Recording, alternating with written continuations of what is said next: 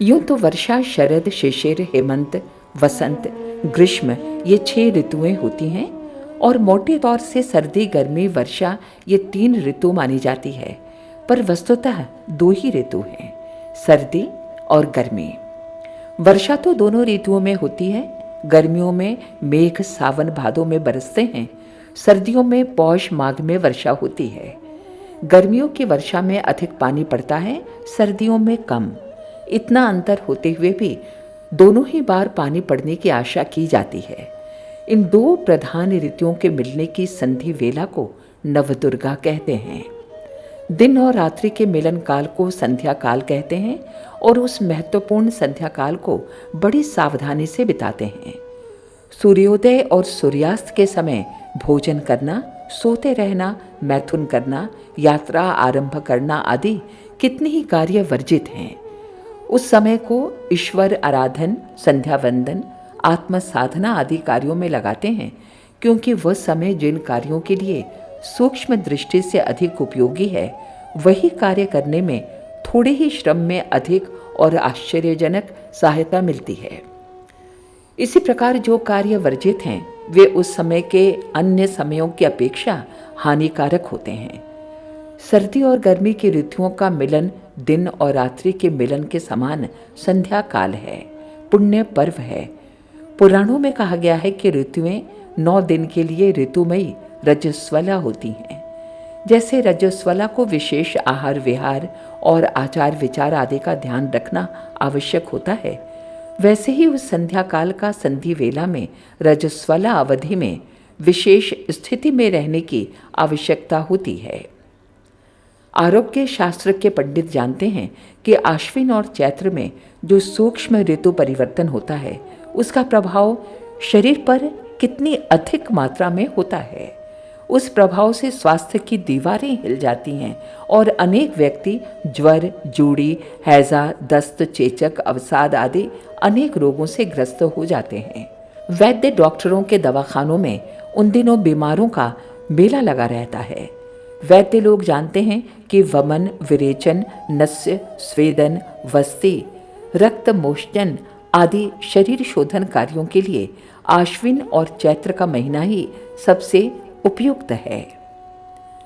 इस समय में दशहरा और रामनवमी जैसे 2 प्रमुख त्योहार नवदुर्गाओं के अंत में होते हैं। ऐसे महत्वपूर्ण त्योहारों के लिए यही समय सबसे उपयुक्त है। नवदुर्गाओं के अंत में भगवती दुर्गा प्रकट हुई। चैत्र के नवदुर्गाओं के अंत में भगवान राम का अवतार हुआ। यह अमावस्या पूर्णमासी की संध्या उषा जैसी ही है, जिसके अंत में सूर्य या चंद्रमा का उदय होता है। ऋतु परिवर्तन का अवसर वैसे सामान्य दृष्टि से तो कष्टकारक, हानिप्रद जान पड़ता है। उस समय अधिकांश लोगों को कुछ न कुछ शारीरिक कष्ट, कोई छोटा बड़ा रोग हो जाता है, पर वास्तव में बात उल्टी होती है।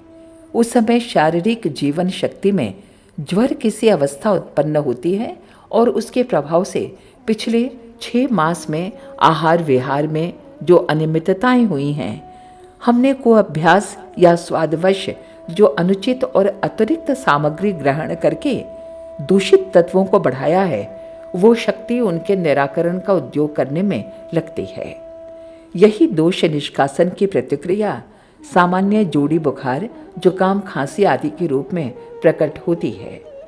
यदि उपवास या स्वल्प आहार द्वारा शरीर को अपनी सफाई आप कर लेने का मौका दें और जप उपासना द्वारा मानसिक क्षेत्र के मल विक्षेपों को दूर करने का प्रयत्न करें, तो आगामी कई महीनों के लिए रोगों से बचकर स्वस्थ जीवन बिताने के योग्य बन सकते हैं। गायत्री का ये लघु अनुष्ठान इस दृष्टि से परमोपयोगी है। क्वार और चैत्र मास शुक्ल पक्ष में प्रतिपदा, पड़वा से लेकर नवमी तक 9 दुर्गाएं रहती हैं। यह समय गायत्री साधना के लिए सबसे अधिक उपयुक्त है। इन दिनों में उपवास रखकर 24,000 मंत्रों के जप का छोटा सा अनुष्ठान करना चाहिए। ये छोटी साधना भी बड़ी के समान उपयोगी सिद्ध होती है। एक समय अन्नाहार, एक समय फलाहार, 2 समय दूध और फल, एक समय आहार, एक समय फल दूध का आहार, केवल दूध का आहार, इनमें से जो भी उपवास अपने सामर्थ्य अनुकूल हो उसी के अनुसार साधना आरंभ कर देनी चाहिए। प्रातःकाल ब्राह्म मुहूर्त में उठकर शौच स्नान से निवृत्त होकर पूर्व वर्णित नियमों को ध्यान में रखते हुए बैठना चाहिए। 9 दिन में 24,000 जप करना है। प्रतिदिन 2,667 मंत्र जपने हैं। एक माला में 108 दाने होते हैं। प्रतिदिन 27 मालाएं जपने से यह संख्या पूरी हो जाती है। 3-4 घंटे में अपनी गति के अनुसार इतनी मालाएं आसानी से जपी जा सकती हैं।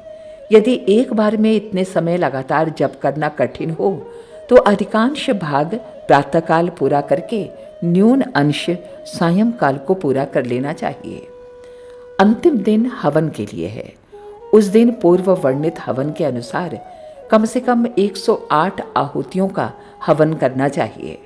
ब्राह्मण भोजन और यज्ञ पूर्ति की दान दक्षिणा की भी यथाविधि व्यवस्था करनी चाहिए। यदि छोटा 9 दिन का अनुष्ठान नवदुर्गाओं के समय में प्रतिवर्ष करते रहा जाए तो सबसे उत्तम है। स्वयं न कर सकें तो किसी अधिकारी सुपात्र ब्राह्मण से करा लेना चाहिए। ये 9 दिन साधना के लिए बड़े ही उपयुक्त दिन हैं। कष्ट निवारण, कामना पूर्ति और आत्मबल बढ़ाने में इन दिनों की उपासना बहुत ही लाभदायक सिद्ध होती है। नवदुर्गाओं के अतिरिक्त भी छोटा अनुष्ठान उसी प्रकार कभी भी किया जा सकता है। 1.25 लक्ष का जप 40 दिन में होने वाला पूर्ण अनुष्ठान है। 9 दिन का एक पाद पंचमांश अनुष्ठान कहलाता है। सुविधा और आवश्यकता अनुसार उसे भी करते रहना चाहिए। ये तपोधन जितनी अधिक मात्रा में एकत्रित किया जा सके उतना ही उत्तम है। छोटा गायत्री मंत्र जैसे 1.25 लक्ष जप का पूर्ण अनुष्ठान न कर सकने वालों के लिए 9 दिन का 24,000 जप का लघु अनुष्ठान हो सकता है, उसी प्रकार अल्प शिक्षित, अशिक्षित बालक या स्त्रियों के लिए लघु गायत्री मंत्र भी है। जो 24 अक्षरों का पूर्ण मंत्र याद नहीं कर पाते वे प्रणव और व्याहृतियाँ ओम भूर्भुवः स्वः इतना पंचाक्षरी मंत्र का जाप करके काम चला सकते हैं। जैसे चारों वेदों का बीज 24 अक्षर वाली गायत्री है, वैसे ही गायत्री का मूल पंचाक्षरी मंत्र प्रणव और व्याहृतियाँ हैं। ओम भूर्भुवः स्वः ये मंत्र स्वल्प ज्ञान वालों की सुविधा के लिए बड़ा उपयोगी है। प्रस्तुत है शांति कुंज वीडियो ऐप, उपलब्ध है गूगल प्ले स्टोर पर। अभी डाउनलोड करें। हमारे YouTube चैनल शांति कुंज वीडियो गायत्री परिवार को सब्सक्राइब करें एवं बेल आइकन जरूर दबाएं ताकि गायत्री परिवार की विभिन्न गतिविधियों की जानकारी आपको मिलती रहे।